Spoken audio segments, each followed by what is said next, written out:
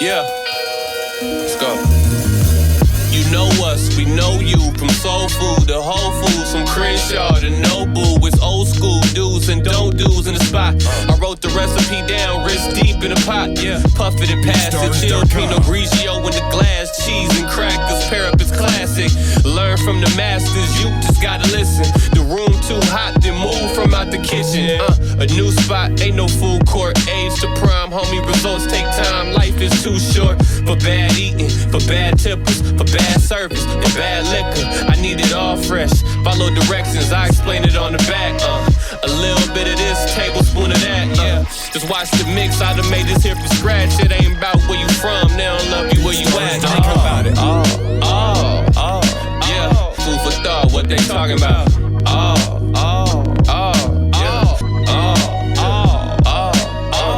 K&E, that's the boss. What you talking about? Yeah. Lamert Park, eating good. What we talking about? Yeah. A lot to talk about. You are listening to, watching, vibing out to Food for Thought with Karen and Ernest. Once again, we are live doing it in living color. What up, Hey Lou? How you doing? Hey.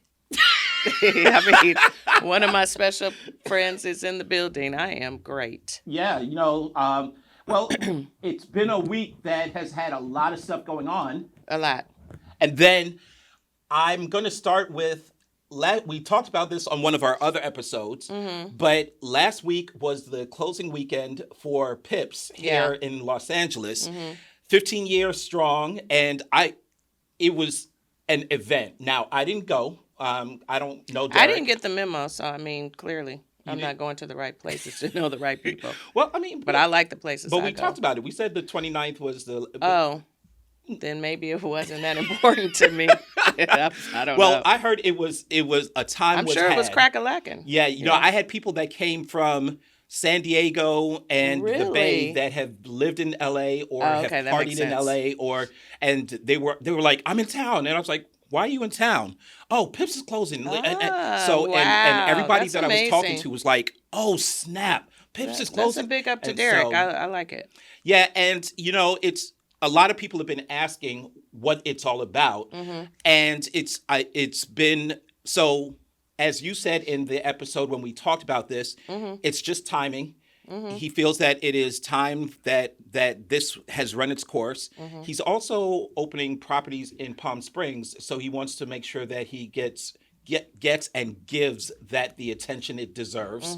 So, but yeah, as I was going through my IG and my phone, folks were like, Ernest, are you at Pips? Are you at Pips? Pips is closing. That's Did you know Pips is closing? I was like, hilarious. if you watched our show, you would have known that Pips was closing. That is hilarious. I mean, he's been connected to Palm Springs for a very long time, so that makes sense. I think the other thing is sometimes we think that things are sad that happen or unfortunate. And I said on the episode that we first mentioned this, that he's doing it on his own terms. And when you're doing something on your own terms, as our guest often does, it's, as our guest would say, it's growth. Yep. I mean, it's growth, it's journey, it's path, it's like all the things. And so I think sometimes we need to find out what has happened or why it's happened as best we can, and then be able to celebrate that. So for me, I'm celebrating D. And nothing sad about it. And it's not even really about things ending and that ending being bad. Right. Like, as long as there are lessons learned, or in the case of Pips, there are people that have memories, that have, good times. They're like, oh, I got engaged here, or the band was really amazing, or, so.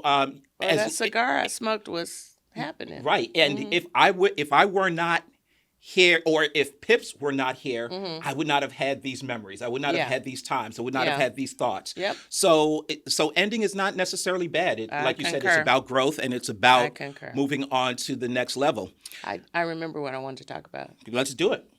As we celebrate D, there is something else that has closed. Uh-oh. What's that? Well, temporarily. Okay. The Gathering Spot. Yes. Yeah.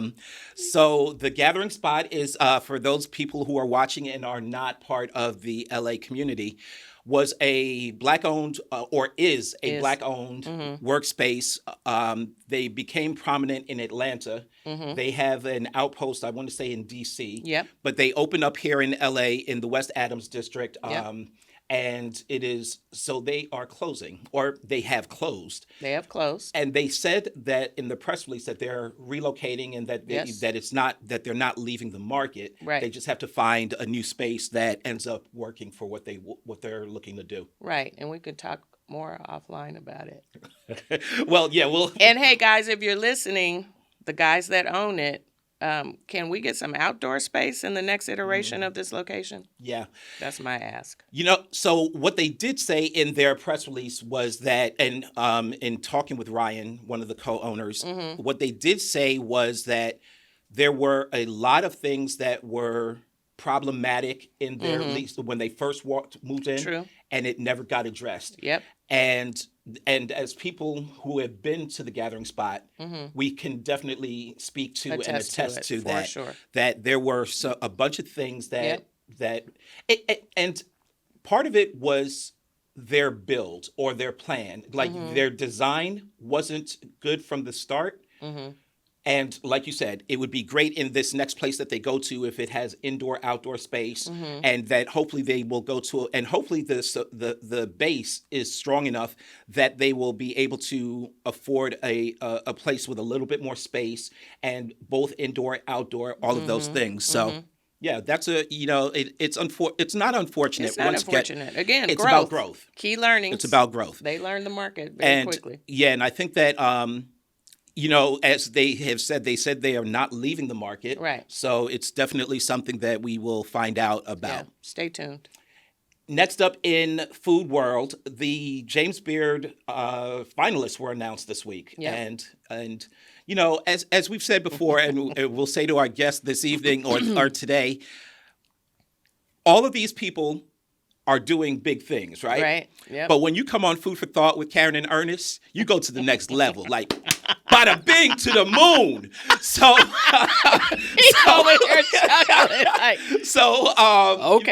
okay. So, friend of the show, Chef Gilberto Satina of Holbox is one of the finalists for James Beard. And he was doing his thing before us, but he came on our show, and then And let me tell you how bold Ernest is. The first time we met Chef Gilberto, he made this wonderful crab-like.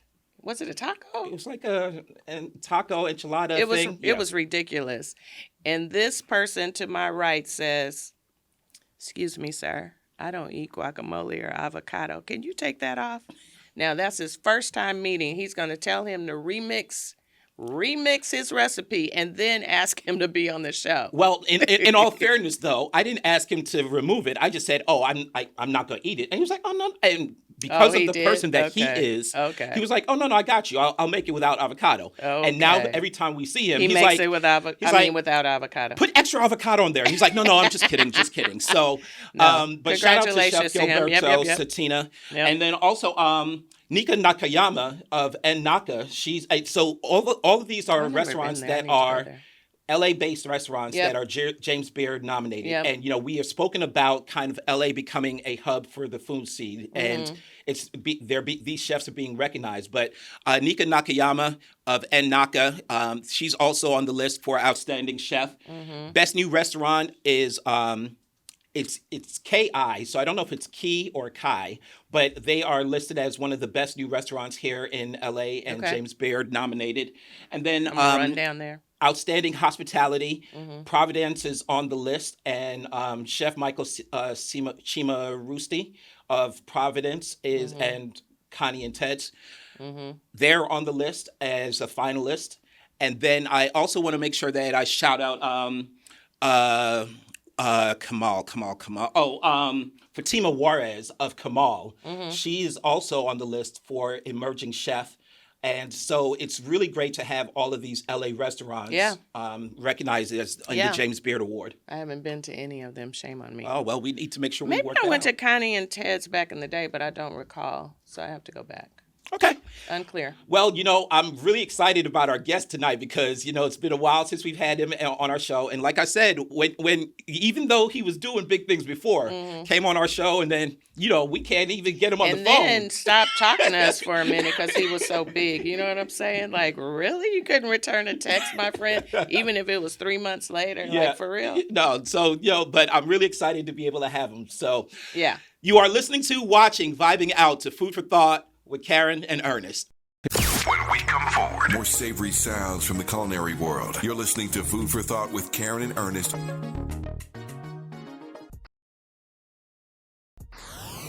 Delectable recipes, dining do's and don'ts, fascinating culinary insights, celebrity chefs, delicious discussions. You're inside Food for Thought with Karen and Ernest. You are listening to, watching, vibing out to Food for Thought with Karen and Ernest. She's still the Karen, and I'm still the Ernest. Are you sure about that? I'm One very day sure. we said we were going to try to do a Freaky Friday. A Freaky Friday, Yeah. maybe I'll come in here with a red we should wig. do that. And, that would be super cool. And you should put on like a bald, like a little prosthetic. And then, yeah, I got it. I am really, really, really excited about our guest tonight. It's not it's not our first time having him. He's been on the show probably more than anybody that we've had other than you and I. Yep. Yep. Not according to me. I'm just going to jump in. Ain't no point in introducing me. It's literally been a 3-person show since I've first been on this show. Yeah, man. So I think it should be the Ernest and Karen and Chef Keith. Chef Keith Corbin Chef show. Keith. Hey, we could do it. We can remix the brand. We can definitely do it. But And I'm the chef. And he is the chef. For sure. But even though he has been here more than almost anyone, I still want to make sure that we give him his introduction and his due. Yeah, so go. He goes by the name of Chef Keith Corbin. Yes. And to you and I, we call him Chef, and we're like, hey, and like I said in the opening segment, he was already doing big things. He's the owner and proprietor of Alta Adams in West Adams. Yeah. We've talked about the fact that how did you pronounce the restaurant? Alta Adams. Okay.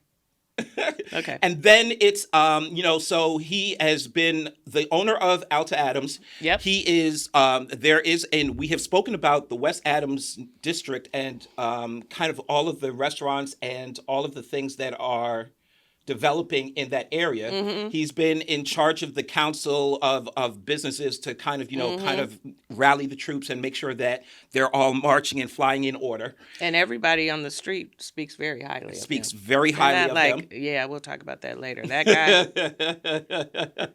And then it's that leadership, my friend. Leadership. Or the goons on the block. You got people. You got handlers. Huh? Oh my gosh.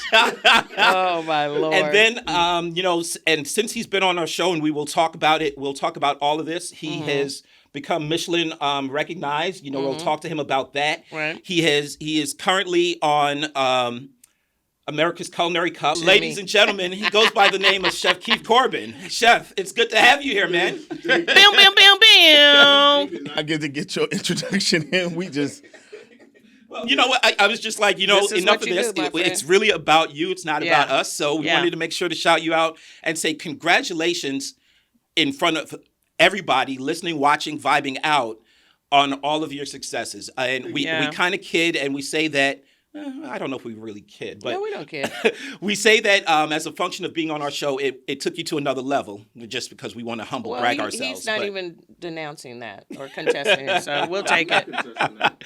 I mean, let's just be honest about it, right? Like, I look at all my other contestants and the areas and where they from, New York, Chicago, Houston, San Francisco, and just seeing how their city has been hyping up their participation and representation of their city on this show and on that platform.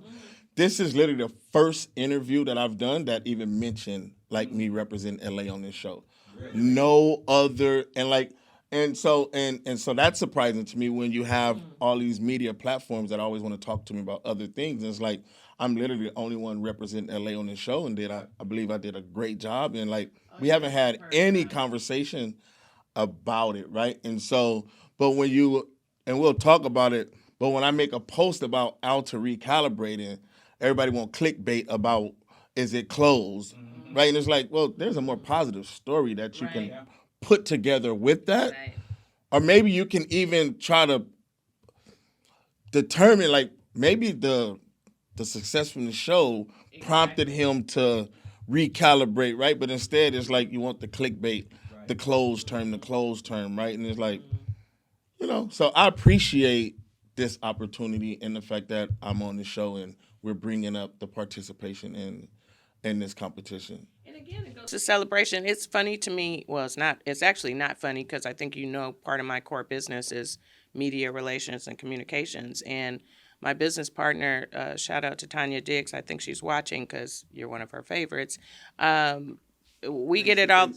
Yeah, we get it all the time where people want to talk about the controversial things or what they've heard in the street and pump that up, but they don't want to talk about all the boots on the ground and everything that everyone's doing to impact the community favorably. And you definitely have left your footprint all throughout Los Angeles, including Watts, in terms of advancing community. So how dare they not do that? Like, I can't wait till I retire so I could just send like all these letters to the media and I'll be living on an island by then so they won't be able to touch me. But it's like we have to learn, especially in this crazy time we're living in, to celebrate people and not talk about doom. Yeah. Right. You right? Right.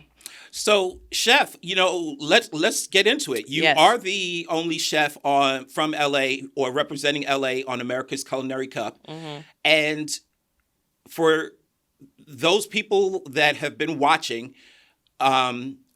you've been definitely doing your thing. Killing it. One thing that I'd love to find out your thoughts on is that, especially that the first week, and I want to say last week, you were top of class. Like you were coming in guns blazing.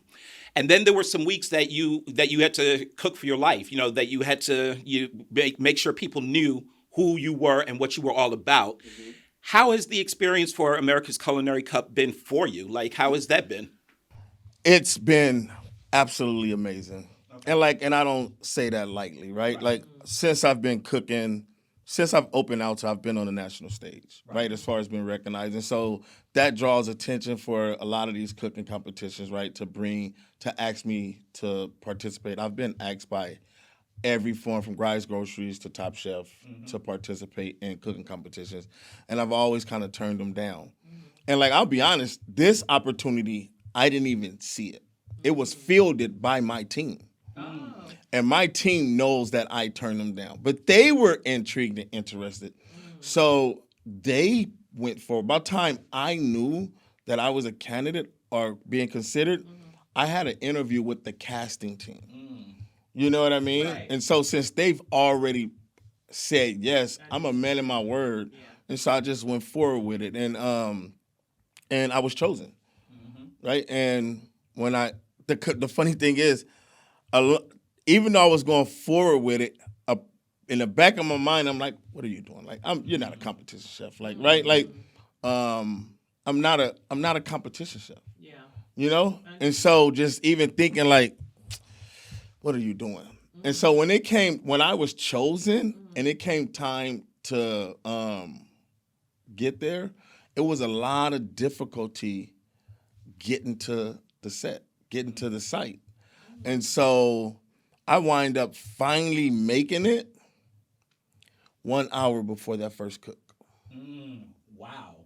I got off the plane, went to the set, and was introduced. So when we're coming off the elevator and walking the room and meeting each other, I literally just landed an hour ago. Right, your stuff is probably downstairs in the lobby, and so where you had, even though the other contestants hadn't met each other yet, they were there 3-4 days, 2 to 3 days prior, and so they had a moment to gather.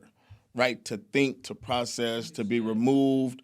I'm fighting through immigration, getting to location, and background checks and shit, and then walk in and just cook. Right. That's crazy. What I love about it, and I haven't seen as much as Ernest, but what I love about it, and I told someone this morning, is that you are such yourself on this show. There's no pretense. You are exactly who you are here, there, everywhere. Just so freaking confident, but still celebrating your peers. It's like really cool. My question is, because I know you as being, or we know you as being a mentor to other chefs, how do you think that young people seeing you on this show, whether they're from LA, whether they're Black, whether they're young people of color, how do you think they're reacting to the show? To you and to overall? I don't know, but that was my commitment to the show. Okay. That was my commitment to going. My commitment, of course, it's $1 million on the line. Mm-hmm. Everybody call me a liar if I say that the money wasn't attractive, right? Mm-hmm. But going in and knowing the caliber and knowing, didn't know who the chefs was going to be, but knowing the talent they was going after, for each of us, we all knew that it would be a hard win. Okay. And so then I had to really figure out, what am I going for? Mm-hmm. I have a shot at $1 million, but it's also some more important work to be done. Absolutely. And so I just looked at the platform and the opportunity to continue to reach my audience, right? And to continue to inspire. I have so many people that is catching this show, sitting in prison, that message me. Okay. I've had people email me after hearing my story about they're coming home and they'll love to have conversation for mentorship. I have so many people from my community in the projects that's usually probably outside having a drink and hanging out, are now in the living rooms together or with their family watching me compete, right? Yeah. And I'll get messages. I just got a message right outside with one of my older homies from the projects. And he's like, man, you really doing your thing, cooking, huh? And I shot a joke yeah, just like I was doing that work back at the 404. You know what I mean? When I was in the streets, I always cook good, baby. I always cook good. But just shooting those jokes, right? Because they know me from that. You know what I mean? And it's bro, I've always been doing great things. And there's still a connection. And so just as an aside, because it seemed like you really delved into that question, that was a Tanya question. So I want to give her props for it. Yeah, it's I just would hope that that they can see my success as theirs. I love that. And that they can see that, like I said, there's a lot of talent where I come from when given opportunity to showcase it, right? I'm not a needle in a haystack. I'm not an anomaly, right? I've just been one that was given support with opportunity to showcase my talent. Right. And if we can give that, there's many more than me that can even go further than I've been able to go, right? And you have brought people along. Yeah. Yeah, that's one of the things that you have been committed to, which is making sure to utilize your voice. And I mean, I'll just bring it up. You like you said, you were cooking in these streets and you caught a case. And I'm just kind of bringing that up to say that what I love about the Keith Corbin story is it's not about where you're started. It's about where you're going. Yeah. And you are a very clear example of what that is. And as Karen said, you are committed to hiring people that have caught a case. Mm-hmm. You are committed to making sure that you empower your staff. With all of your successes, you've been away from home, which is the restaurant, but you've empowered your staff to be able to say, keep things going, because I know what the caliber of work that you do is. So, I definitely want to shout you out on that. And one thing that came out and has come out on the show almost immediately is from the other chefs and the judges is your use of flavors. They know that you are somebody that is going to be able to put together a good dish, but also a flavorful one. I was going to say, can you talk about how important that knowledge of flavors and food profiles is to what a competition like this? Take the competition aside, right? Because I think that in moments where you see me stumble on the show, I get caught up in the competition. I get caught up in measuring myself to the other chefs, right? And so I go outside of what I know how to do, and I stumble, right? And then when I have that moment to regroup, like in episode 3, I think it was, I get back to who I am, and I do my thing, right? I create flavor bombs, and I create, like, you got to think, like, our cuisine is explosive flavor. When you think about, like, Southern and African and Jamaican and Caribbean, like, it's not subtle like French and all these things, right? And so, like, it's not even me doing anything special. It's me bringing flavors to an industry that has been science at that stage, on that level, right? Like, and so when you're now able to say, hey, this is what we do. This is, like, these flavors, I'm not creating nothing special. Like these flavors has been existing, right? But it never was able to come. And I'm not the one that broke that door open, right? Like, I'm not saying I've broke that door, but I'm also one champion in it as well. And so you look at Black and Latino chefs, they most like a large percent of them don't go past line cooks.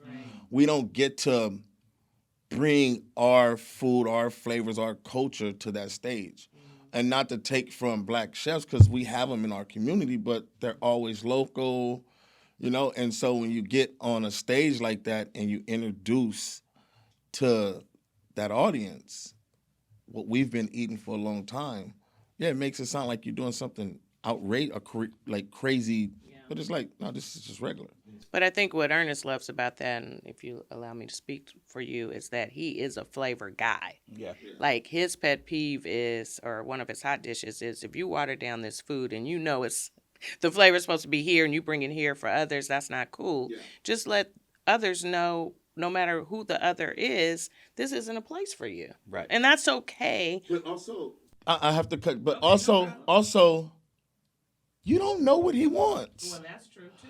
I can't look at you and assume you want me to water it down, because you walked in this door to see what I'm able to get. And that's what I'm saying. And so I'm going to give you what I do, because that's what you came here to get. Yeah. Right? I'm not assuming that and so one of the things that drive me, and it may be a hot dish for later, but I'm going to just say it now. One of the things that really drive me crazy is because we are used to, I'm going to just say it, high blood pressure at home. Doesn't mean because I find balance in a restaurant, I've learned how to cook a vegetable properly and not just, my granny throwing the vegetables on and petting her horses and smoking her cigarette, or tired, and then decides to get up and get it. And now we think that the vegetable is supposed to be that soft. Because we've learned how to properly cook things, like, doesn't mean that I'm cooking for white folks. No, but that's but that's what we hear in our community as Black chefs, right? When we find balance, and it's not what we're used to at home. I understand what you're saying. We're not cooking, like, who you cooking this for? But at the same time, what I'll say is that, I have friends that I'll go to a flavorful chef restaurant, and before they taste the food, they're putting salt and hot sauce on it. That's right. Why are you doing that when it's so flavorful? Well, let's do this. We're going to continue talking with Chef Keith Corbin when we come forward. You are listening to, watching, vibing out to Food for Thought with Karen and Ernest. When we come forward, more savory sounds from the culinary world. You're listening to Food for Thought with Karen and Ernest.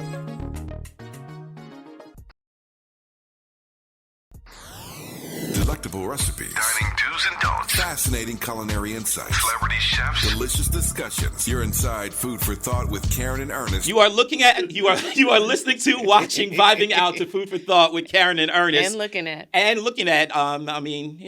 watching, all the things. You can't really see me on the behind the scenes.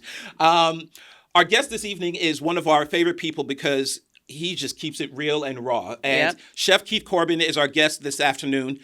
Chef, before we came forward, we were talking a little bit about the promise and, kind of the point of that. So can you speak to what that promise is? So the promise, right? And so like I grew up in the projects, right? And you know, you have your community.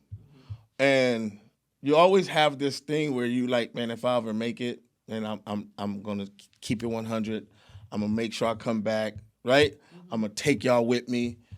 All the things, yeah. Yeah, like we all make that promise. Well, from where I come from, in those circumstances, that's the dream, that's the promise, right? I never forget the promise. And sometimes we run from the promise because we can't think outside the box. And so coming back or giving back doesn't necessarily mean that you have to be there and put yourself back in those circumstances. Or taking you with me doesn't necessarily mean physically, right? I continue to give back every time I talk about my community. Every time I tie my success to my community and the opportunity that other people should get, right? Like that's me always giving back, right? Because it's a negative light all the time. I take my community with me everywhere I go, right? You get what I'm saying? Yeah. Because I can't pack everybody up in my car, and I can't give every dollar that I make to everybody down there. But I damn sure keep the promise of taking you with me and giving back. And I would love to chime in on that. And we have a quick question. But before we jump too far into continuing our conversation, I want to make sure that people know how they can reach you. So Instagram, website, how can people find Chef Keith Corbin? Everything Chef Keith Corbin. Website, Instagram, Facebook, just Chef Keith Corbin. Did you have a question? Or I don't have a question. I have a statement. Well, I do have a statement and a question. I'll be scared of your statements. I prefer your questions. I prefer your questions. But let's go for it. Oh, my gosh. I was going to say, in terms of tying it back to the community and you bringing the community with you, I felt like you brought the community with you when you did that eggplant with okra.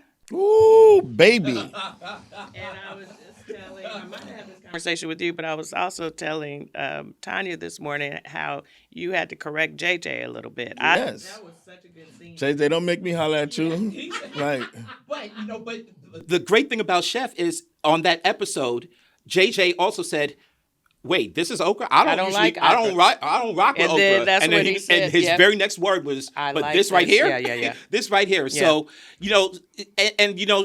Chef, you're right. That dish was a flavor bomb. Sure. Like, and that's what I'm saying. Ernest, one of Ernest's things is the flavor, as we've already indicated, right? And the other thing for me with you is how you put things together that I don't think people would think to put things together. I mean, even when you did those Brussels back in the day with the pomegranate seeds, yep, bomb, beautiful dish, all the things. So when I watch the eggplant, people already, eggplant, but it's a popular thing and it's really great. And then to put okra with it, I just thought that was so interesting. So you have, even for that episode, right? Like, I'm on a team with a beautiful chef, Beverly, Korean, and Cara, Chinese. And so, in deciding on which direction we go, because we have to create this cohesive three-course, what was great about how I cook, it was just much more easier for me to adapt to the Asian cuisine, the Asian flavors, than it would to ask them to adapt to Southern, right? And so that's where Beverly knew when she had to make her third choice. She knew from conversations and other cooks that we've done that I know worldly flavors. And so that's where I was able to jump in, because I literally made a dish using miso and black vinegar, miso, mirin, and Japanese eggplant, and created a dish that still resonated with the variety of judges in the room. So to that point, talk about what we were talking about earlier, and I'm not sure if Ernest was in the room then, but talk about that, what you just said, and elaborate to when we were talking offline about the soul food piece and the food. You're from LA, so you cook. Yeah, so you have eaten a variety of foods, and now you're mirroring. So what we were talking about is that strangely, because being black, you automatically inherit Southern cuisine, right? And when you get into cooking, you're automatically boxed into soul food.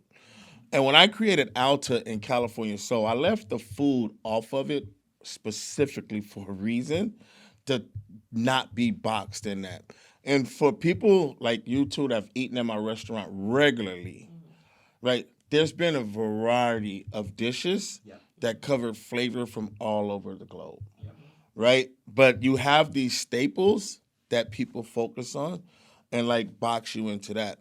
And so even like those other dishes is truly who I am, right? The fried chicken, the mac and cheese, the yams may be delicious. That's not who I am as a chef. And so getting into creating these flavors, when I look at food today, you know, I've been doing a lot of learning and researching and studying.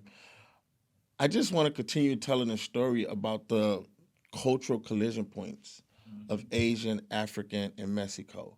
Because when I talk about my food, the food that I grew up eating, yes, it is Southern soul food, but it's also ceviche and tacos and birria, and it's also chicken adobo and glass noodles and fermented foods like that, umami, right? I still love MSG. Like, it's, no, like, people look at, there's MSG, umami is just MSG. Right? And so the accent that Granny used that they banned, they shouldn't have. Like, because in restaurants we just find mushrooms is a form, right? Like, but like those are my flavors. That's the, like, when I think about my childhood and the food I eat and my flavor profile is Asian, African, and Mexico, right? And when you think about the food, the flavors that influence the world's cuisine comes from Asian, African, and Mexico, right? And so what I've always cooked in heart is a representation of LA, my way, right? I'll take an ingredient. Like, I always want to start with the ingredient and how do I give it to you in a way you've never experienced it before. And I think that's what made the judges respond the way they did on the show, because it's like, here it is, you've had corn, right? But have you had corn with kefir lime and West African inspired chili crisp, right? Like what? Like, you're talking about corn from Mesoamerican and chili crisp with berbere and mushroom powder from African and Asian, and then you're talking about kefir lime. Like, those are flavors from all over the world. Right. But that's what makes it so interesting, because I'm an LA baby too, and you're right. That's what I ate. I mean, it wasn't as dope as New York, trust me, but that's what was in the neighborhood. I grew up a hop, skip, and a jump from the jungle. So what was in the neighborhood was what they deemed, again, soul food. There was a Japanese restaurant that was fancy on Crenshaw. It had fish in the floor before crustacean. There were Chinese corner restaurants, you know what I'm saying? And Mexican. I call myself honorary Blaxican because that is LA. And so, to your point, you know, when I did Christmas with my dad's family, we had enchiladas, tacos, you know what I'm saying? We didn't have turkey. So I just think all of that is interesting, and I appreciate you elaborating on that. So for me, the California soul part, the soul was to represent the generosity of the South, the hug, the love, and the way we cook, right? And it should touch your soul. That's It should it. resonate with your soul. That's it. And so for everybody out there, I do not want to be in a soul food box. Right. And so I just don't. I want to create food. I love to create food. I'm a student of worldly cuisine. I create flavor bombs. Like, please just come in and let me do what I know how to do, right? With no expectations besides having a delicious meal. Well, he not only drops flavor bombs, he'd be dropping truth bombs. You are listening to, watching, vibing out to Food for Thought with Karen and Ernest. When we come forward, more savory sounds from the culinary world. You're listening to Food for Thought with Karen and Ernest. Delectable recipes, dining do's and don'ts, fascinating culinary insights, celebrity chefs, delicious discussions. You're inside Food for Thought with Karen and Ernest. You are listening to, watching, vibing out to Food for Thought with Karen and Ernest. Our guest this afternoon is Chef Keith Corbin, and it's always a pleasure having him in the house. Always a pleasure. Before we jump back into talking to him, I want to tell people where they can find us. First of all, during our break, you almost passed out. Are you okay? I didn't know. I had a coughing attack. Okay, but are you okay? I'm fine. Because we could pause all of this I'm to good. get 911 here. Really? No, I'm fine. Look, you can say you fine, but what I I'm don't fine. want to have happen is this to be Food for Thought with Ernest and Karen And Chef. and Chef. It just slide right in there. Just another thing for him to do. Right, add to his list of successes. And busy. Always busy. So, first of all, I want to tell people where they can find us. You can find us, the primary way that you can find us is on our website, www.foodforthoughtwithkande.com. If you go there, you'll be able to patch into our Instagram, our YouTube, our Spotify. So that is the primary way that people can reach us. If you're one of those people that wants to shoot us an email, or you have a question that you need some more in-depth answers to, our email address is foodforthought@foodforthoughtwithkande.com. So our guest this afternoon is Chef Keith Corbin. And Yes. Chef Corbin, you have really been doing Yo Thug Thizzle. We were talking about America's Culinary Cup as one of those most recent successes, you are also going to be participating in No Kid Hungry event, which is happening April 11th here in LA. Can you tell people a little bit about what the No Kid Hungry event is and why you felt it was important to be part of that? Well, No Kid Hungry is an event where chefs come together and cook food to raise money for the organization to provide meals for kids. But I've done No Kid Hungry for the last 4 years. Okay. I've always participated. It's one of the things that I do every year. And this year is no different. No matter how busy I am, that's something that I've always done. Yep. And why do you feel that it is important for this event in particular to be one that you clear your schedule for? Shit, I was a kid that was hungry. Yeah. Like, There it is. you know what I mean? Like, these are those things where you say you keep your promise. Yes. Right? Like, you keep your promise. It's part of the promise. Right? Like, if there's an organization that's come along to help you keep that promise, then participate. Right? Like, I was a kid hungry. Like, I've gotten through with sticking my hand in your chip bag. You feel me? Or, you didn't hit the dice game and come back with Popeyes. We're attacking that. Like, you know what I mean? Like, and so, and like, that's the thing for me. There's so many sacrifices for me to be where I'm at. And like, it's unspoken sacrifices, right? And like, it's the sacrifices of me coming out and you having a sandwich and sharing with me. You know what I mean? You sacrifice. Right? I got through a day. There's the sacrifices of, being hard-headed as a youth and as a young adult and making dumb decisions, and you get away with it and they get caught and go to jail. Right? Like, that's a sacrifice that's been made. There's the moments where the serious sacrifices where you have people that you were with that's in the grave and you're still above ground to get, and for me, in order to be here, right? These are all sacrifices that allow me to be here. There's not no success in the world that's going to make me forget that. Under no circumstances. Like, I could never forget those sacrifices. You know what I mean? Like I say, like, I can grow as tall as I want. And I can bend over as many communities and touch or shade as many communities as I can. But my roots will never be uprooted from Watts. Understood. Right? Yeah. And if you think that any amount of money or publicity or opportunities is gonna have me uproot myself, I'm a wither away. I am a tree that can't be replanted nowhere else. That is where I get my nutrition, where I'm nourished, right? And that's just that. That's it. Appreciate that. Yeah, and when I said that you don't only drop flavor bombs, you drop truth bombs. That is a very representative statement because, not because. Some of the other chefs that, and you are participating in an event that with some really big chefs, and I don't say that to belittle you. I mean, you are obviously up there with them, but their story, whether it's Brooke Williamson or Michael Voltaggio or Duff Goldman, like their story and their reason for being part of this is a little bit different than yours. Yours is coming from, not that theirs isn't. Yours is definitely coming from a space of truth. Yours is definitely coming from this is where I come from, so I've got to make sure that I continue to carry this with me when we are talking about being an LA guy. So I just definitely want to make sure that I shout you out on that because it's definitely your reason.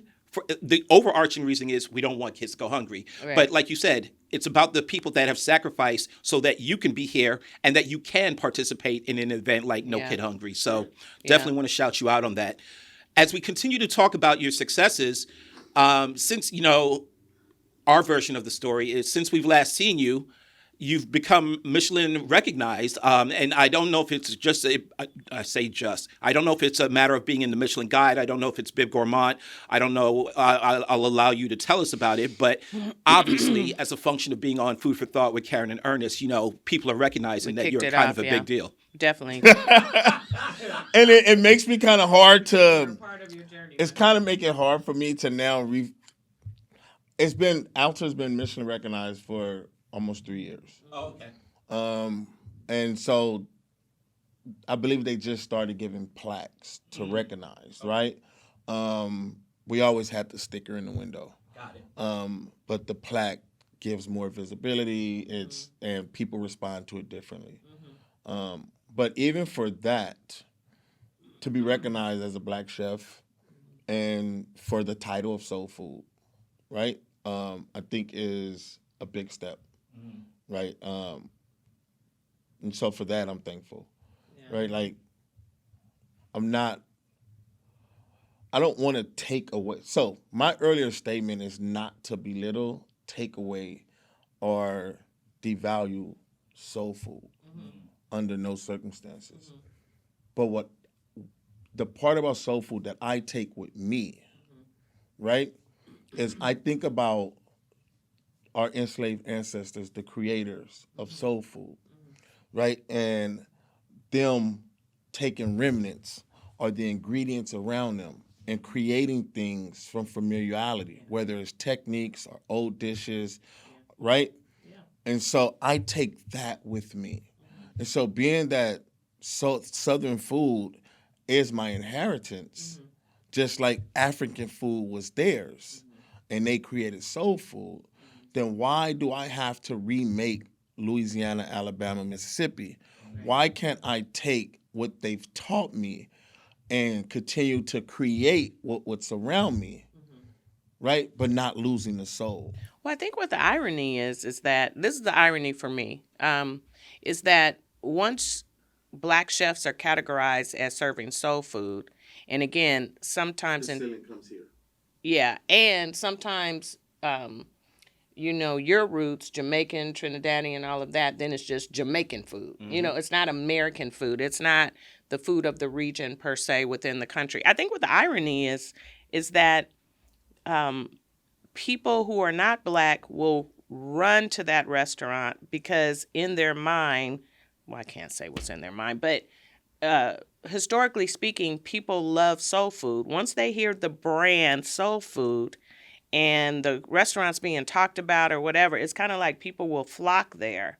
So whites, Asians, Hispanics, they will flock there. And that's kind of the irony of it, because it's not, like you said, it's not soul food in that regard, because someone soulful. Yeah. But I love that other cultures love it. Yeah. But when you're put in a box of soul food, right, then your biggest fight is with your own community. Well, then that's what I was also going to bring up, because I think what chaps my hide is when I'm within my community or even some of my network, they have a lot of complaints about Black-owned restaurants, but I never hear about the Italian-owned restaurants and the Chinese-owned restaurants and the white. I never hear the complaints about that. Well, the one thing that I think that So- is interesting is Wild. when we talk about the soul food box. Whoever the they is, whether it's our folks, whether it's their folks, Whether doesn't it's matter. folks.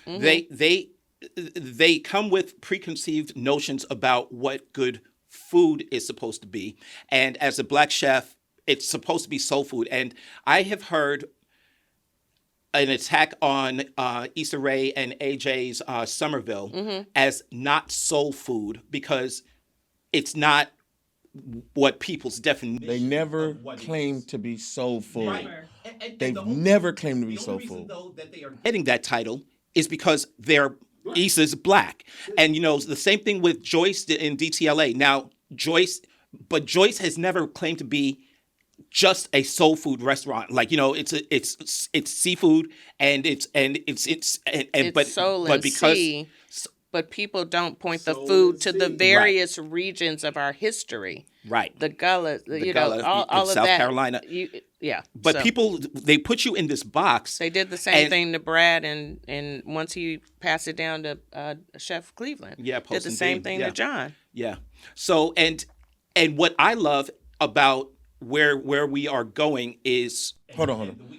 And you can go see Chef John at Joyce. Oh yeah, we've announced it. Yeah. Culinary director. Saw them last night, my friend. yeah, and we have spoken about this and so one thing that has come up is we kind of kid, but you are genuinely one of our favorite people to have on the show and one of our favorite guests, and we are often shouting you out. You can look at the tapes. We're often shouting you out and saying, Yep. hey, Chef Keith Corbin is doing this, and Chef Keith Yeah. Corbin, and even in Even our when you're interview not with, returning our texts, yeah. and even in our conversation with Shireen of Cholita, she was like, oh my God, we love Chef, Yeah. so we're always picking you Yeah, up. yeah. And I just love that you are being a steward of good food, not necessarily Black food, soul food, Right. That's one thing that has, like I said, has even on America's Culinary Cup, the other chefs are recognizing you for one, your flavor, but two, they're recognizing you as a good cook, and there are probably I don't want to speak for you, but there are people that are probably better technically, in quotes, trained, but all of them are looking at you and they're like, this is a dope chef, not a dope Black chef, not Yeah. a dope soul food chef, a dope chef. So want to And shout I you out think on it's that. because you do it on your own terms, but you even said it earlier, you think outside the box because you don't want the same old food. So you're constantly recreating yourself and rebranding and redoing because you want your clients and customers to have that same experience and be exposed to things that maybe they would not have imagined, right? Yeah. So the thing for me that's really important is as I learn and develop, I want to share that with someone. Fair. That's the whole thing. You learn, you share, you teach, you educate, right?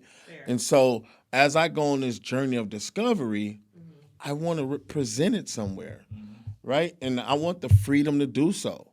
And so and that's what's important to me. Hence why Alta's recalibrating. Yes. I stole your shine. Absolutely. I do shit on my I do it on my own terms. Because people in these streets are saying you closed and all these. So if people in the streets are saying that I'm closed, then all you have to do is come walk to Alta, peek your head in, and see that it's under renovation. No money will be going into a restaurant that is closed. The wine shop is still open, and you still will see Aisha in there. She will not be she will not be showing up to a space that is closed where she can't get paid. Right? And so Alta for me is when I first opened Alta, I had an imagination, right, of what I wanted to serve my community. And we did a great job with that. Then you have all these worldly events and community events, the pandemic and the strike and the fires and ICE and all these things where it changed how we were eating and how we were living, and pivoting as a business to stay relevant, right? Or to stay in business. And so all those pivots for me took us in a direction that was way off course of what my vision was. Right? Gotcha. And so I wasn't really able to see it because at the same time, I'm out discovering. I'm traveling Europe and I'm trying food and I'm educating myself and I'm going to cook with top chefs in Mexico and Chicago and, I'm doing all these collaborations. And so then I do the cooking competition. So then when I say to myself, you know what? And then we're also working on other opportunities. Right. And so then when I turn about face and like, wow, I need to take care of what I have though while I'm doing all these other things. And I go back into the restaurant and I'm like, damn, where am I? What is going on here? Like, right, the food hasn't changed? What? The service? Like, we're giving this kind of service? The bathrooms? Oh my God. Like, and this is not like a one day thing. This is just me like, wow, this is not the story that I want to tell.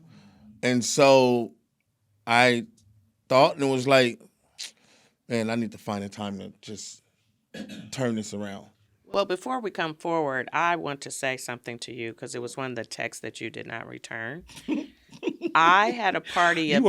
You are not going to live this down. Not returning her text. I had a party of 18 of my cousins before the week leading to Christmas, I think. We did a brunch in the wine shop, and your folks took very good care of us. Vanessa, Asia, and my new friend, the white guy, Nick.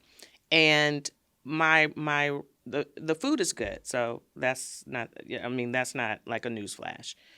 What was mind-boggling to me was to serve 18 people to excellence, and every dish that was set on that table was hot. Do you understand? Hot, not lukewarm, not watered down, hot.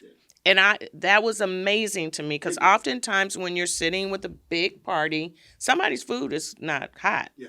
And so, again, my hat is off to you. I have on a hat today. I could actually tip it to you because that was amazing. And again, I say your staff was impeccable because those were the three people. Oh, and the other, the young black guy, the young black server, tall, kind of thin.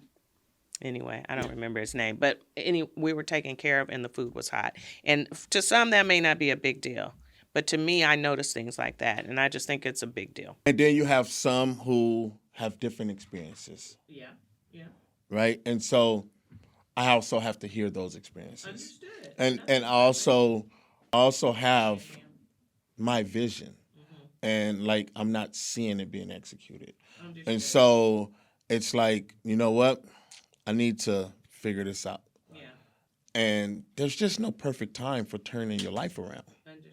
Like I can be getting high and like, you know what, I'm gonna get sober next Christmas, right? And it's like there's no better time than right now. And so February for black restaurants, at least from my experience, is the busiest time of the year. It's our Christmas. Everybody's focused on black, spend black, support black, tokenism black, right? And so you make a lot of money in February. I decided to close my restaurant in February. Yeah. That's how serious I was about getting back on track of what the vision was. Yep. So, we have remixed this show a little bit because we want to make sure we give you our time to shine. But my last question before we jet out of here is, and I'm going to reference one of our other conversations when you were on the show. Your grandmother was always cooking for the people in the neighborhood. You really started coming into cooking when you first caught a case, and it has continued on. Did you ever in your wildest dreams think that cooking would open all of the doors that it has for you? Or, I mean, was it always part of your No, expectation for? absolutely not. When I first came home from prison, because prior to prison, I was always in the kitchen, right? And so, um, as a young man, cooking in the kitchen, cooking breakfast, cooking lunch for my siblings. And then as I got older, I always loved cooking, right? I was also a fat kid. And then we cooked. My mother, when she got sober, she would go on church conventions in Indianapolis. And I'll have the homies over and we'll cook brunch and have big food and sit around with cotton balls in our mouth and talk mafia and all that, right? So I always cooked. And then as I got into my teens, 13, 14, 15, cooking drugs became like the sole focus of me being in the kitchen. And so when I got out of prison, it was on me telling myself that if I just stay out the kitchen, I would be okay. Because the kitchen for me was now tied to drugs. No longer the memories of my grandmother and feeding my family. It was the hustle. And so the kitchen was like, man, just stay out the kitchen. Like, you'll be okay. You'll figure it out. And so then I had no clue that the kitchen would actually be my way out, right? And how I touched the rest of the world. No, I did not.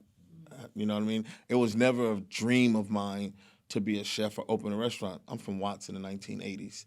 Right. Restaurants and chefs did not exist to us. Right. Like, what is that? You know what I mean? Like, I think the only restaurant idea, concept for us was Sizzlers and Hometown Buffet. Right? Like, other than that, it was McDonald's, Popeyes, and things like that. The McDonald's was the closest thing to a restaurant because a lot of them had the jumpy houses back then, right? And so you take your family, you play in the jump houses, and like that was restaurant culture.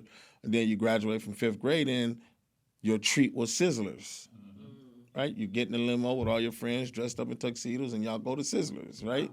That was restaurants, right? Like, other than that, like, I didn't really know nothing about no restaurants. Interesting about Sizzler, because whenever I think of Sizzler, I think of Roy Choi and his connection to Sizzler, how he would remix the salad bar, and then it gave him inspiration to be a chef.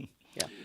So, Chef, we could do this all day, and because you genuinely Have some tequila in the car for us. I like the way you think. We could tape a second hour. We know you're busy. You are genuinely one of our favorite people, and we want to take a second and just shout you out on all of your successes. Yeah. I mean, there is so much more that we haven't even touched on, you know, your future expansion plans, and it just means that we'll have to have you on the next episode of Food for Thought with Karen, Ernest, and Chef. Well, now he's the third person. So. And I do want to encourage people that the Alta's menu is changing. Right. Yeah.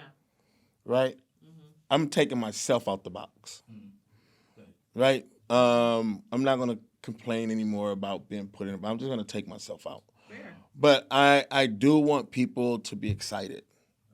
Like, right? If you've trusted me, continue to trust me. Yeah.